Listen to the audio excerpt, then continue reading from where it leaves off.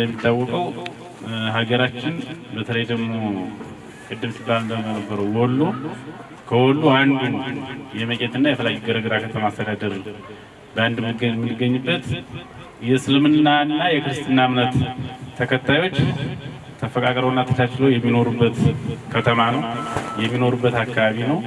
የተለያዩ የእምነቱ ተከታዮች የትኛውም እምነት ግንባታ በሚገነባበት ሃይማኖታዊ አምልኮ በሚደረግበት ከጎን ሆኖ ተደጋግፎና ተቻችሎ የሚኖርበት ማህበረሰብ ነው።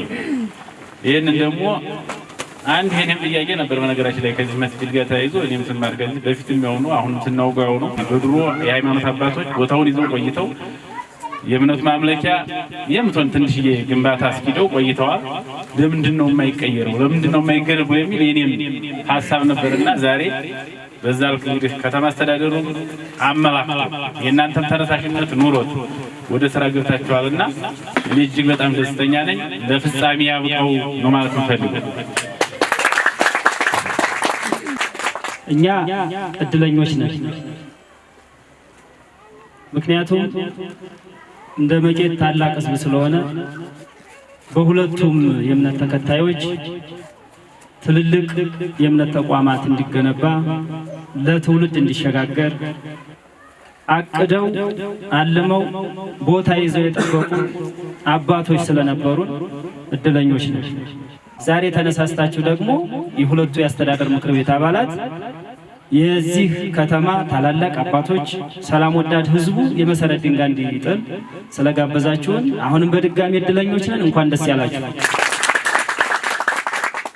ታዲያ መስጂድ ለመገንባት ሲታሰብ ከተገነባ በኋላ ለመገልገል ሲታሰብ ከሁሉም በላይ የሃይማኖት ተቋማት ህይወት እንዲኖራቸው ምን ያስፈልጋል? ሰላም ያስፈልጋል። አሁንም ደግመን የምንናገረው ሰላም ያስፈልጋል። ሰላም ከሌለ መስጂድ ብንገነባ ቤተክርስቲያን ብንገነባ የሚገለገልበት ህዝብ ሰቀቀን ውስጥ ካለ ትርፍ የለውም። እናም አባቶች ከሁሉም በላይ የሚያሳስባችሁ ስለ ሰላም መሆን አለበት። መስጂዱ ላይጨረስ አልጀመራችሁትም፣ ያልቃል። እኛ ደግሞ ወሎዮች ነን።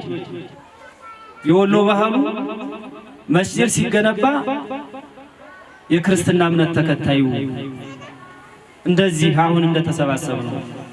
ቤተክርስቲያን ሲገነባ የእስልምና እምነት ተከታዩ ደሴ ገብርኤልን ማስታወስ ይቻላል። እኔ ተማሪ ሆኜ እዛ አስታውሳለሁ። ስለዚህ ከጀመራችሁት ስለሚጨረስ ከሁሉም በላይ ዋና ተግባር ማድረግ ያለባችሁ ሰላሙ ላይ ነው። ሰላሙ ሙሉ ሆኖ ወደ ቀድሞ ማንነታችን ወደ ነባሩ ሰላማችን ከተመለስ መስጂዱ ተጀምሯል፣ ይጠናቀቃል። ስለዚህ በድጋሚ እንኳን ደስ ያላችሁ። አመሰግናለሁ። የመጋቢ ብሉይ ኪነት ታደሰ የመቄት ወረዳ ቤተ ክህነት ዋና ጸሐፊ ነኝ። እንግዲህ ዛሬ የተገኘ ነው ይሄ የፍላቂት መስጂድ ረህማን የመሰረት ድንጋይ የመጣል መርሃ ግብር ታድመን ነው። ስለዚህ ይሄ መስጊድ በአማረና በደመቀ ሁኔታ መሰራት እንዳለበት በእውነት ፍላቂት ገረገራ እንዲሁም መቄት እስላም ክርስቲያኑ ተባብሮ በማህበራዊ ጉዳይ በአንድነት በፍቅር የሚኖርባት ከተማ ናት። ይህንም ለመስራት ገብርኤል ሲሰራ ልደታ ለማርያም ወሰኗም ሲከበር ሙስሊሙ ማህበረሰብ አጋርነቱን እያሳየ አብሮ በስራው እየተሳተፈ ነው የሰራው። እኛም እንደ ተቋምም እኔም ተልኬ የመጣሁበት ተቋም እንደ ተቋም ሆነ እንደ ግለሰብ አብረን በሚቻለው ሁሉ ለመተባበር ደረጃውን የጠበቀ መስጊድ እንዲሰራ ሁላችንም በአብሮነት አብረን እንደምንዘልቅ አብረን ከጎናችሁ እንደምንሆን ስለዚህ አሁንም በግራና በቀኝ ያሉ የእስልምና መሪዎች አባቶቻችን በሰላሙ በማህበራዊ ጉዳዩ ኢትዮጵያዊ እሴታችን ጠብቀን በሰላም በፍቅር ተከባብረን መቻቻል ሳይሆን ተዋደን ተስማምተን ሁላችንም እየሰራን ያለንበት ሁኔታ ነውና ስለዚህ ይሄንንም ልክ እነሱ የኛ ቤተክርስቲያን ሲሰራ በጉልበትም በሐሳብም በገንዘብም በሁሉም እንደሚደግፉ ሁሉ እኛም የነሱ መስጊድ ሲሰራ በሐሳብ በጉልበትም በገንዘብም ደግፈን ለመስራት ሁላችንም ፈቃደኞች ነን። الحمد لله وحده والصلاة والسلام على من لا نبي بعده وبعد الحمد لله ይሄ ታላቅ ቦታ እጅግ በጣም ሰፊ ቦታ ነው። ቀደምት አባቶቻችን በሰፊው ይዘው አሁን ሰዓት ድረስ ያው እነሱ በያዙት መሰረት ይዘውልን ቆይተዋል። አሁን ግን በዘመናዊ መልኩ ለመገንባት ተነሳስተን ስራ ተጀምሯል። ይሄ መስጊድ ሲገነባ ሁለት ፋይዳ አለው። የመጀመሪያው ሃይማኖታዊ ተቋም ስለሆነ ግዴታችንም ስለሆነ መላው ሙስሊም ማህበረሰብ የበኩሉን አስተዋጽኦ እንዲያደርግ እንጋብዛለን።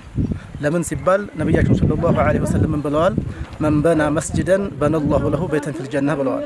የአላህን ቤት የገነባ ሰው ለሱ በጀነት አላህ ልዩ ህንጻ ይገነባለታል ብለዋልና ለዚህ ተባባሪ እንድትሆኑ እንጠይቃለን።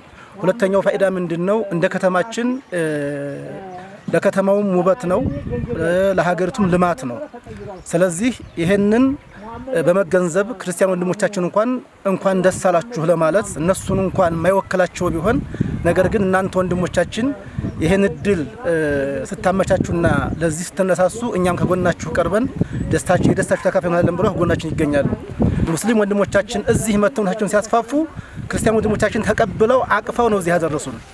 እስካሁንም ድረስ ተቃቅፈን ተደጋግፈን ተፈቃቅረን ነው የምንኖረው። ወደፊትም ኢንሻአላህ ይሄ ይቀጥላል ብለን ነው የምናስበው። እናመሰግናለን በጣም። ከዚህ ባለፈ በውጭም ያላችሁ በሀገር ውስጥም ያላችሁ ሀብትም ይኖራችሁ የሌላችሁም ሙስሊም ወንድሞቻችን ከናንተ የምንጠብቀው ምንድነው? በሐሳብም በገንዘብም በፋይናንስም እንድታግዙን እንፈልጋለን። ለምን ሲባል ሀገራችንን ታውቁታላችሁ። ስራው በጣም እጅግ በሸማቃ የሚተዳደር ማህበረሰብ ነው ያለው። ነገር ግን ከሰርቼ በጉልበት የከማውጣው ገንዘብ ሲሶዋል ለመስጂድ እየሰጠሁኝ ይገነባል ብሎ ስለተነሳ ሙስሊሙ ማህበረሰብ እናንተም እንድታግዙን ስንል ጥሪያችንን እናቀርባለን። በጣም ደስ ብሎናል። ወሰላሙ አለይኩም ወራህመቱላሂ ወበረካቱ።